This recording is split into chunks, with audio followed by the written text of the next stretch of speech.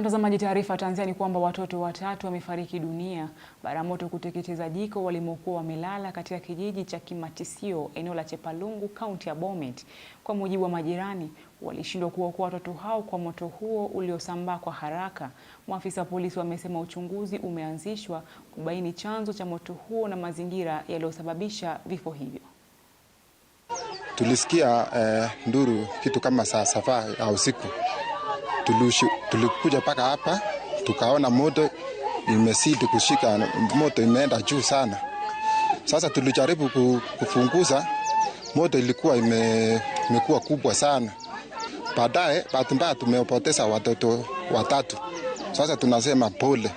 Tulikuwa tunafikiria ni stima imekosi maneno, pengine ni kasi, lakini tumeona hiyo yote ilikuwa kitu kama saa saba. Kama ingekuwa kasi, ingeanza kitu kama saa 3 hivi.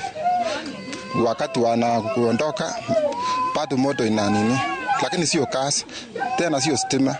Hata sijui ni kama mtu aliweka hii moto juu ya chuki ya huyu. Juu nimeona hii maneno ni kama imekuwa changamoto kubwa sana kwa watu wa familia. Juzi tena kuna maneno ilikuwa imetokea tena ya gari, na ndio hii tena incident tena imepatikana ya nyumba kuungua na tena watoto wameenda.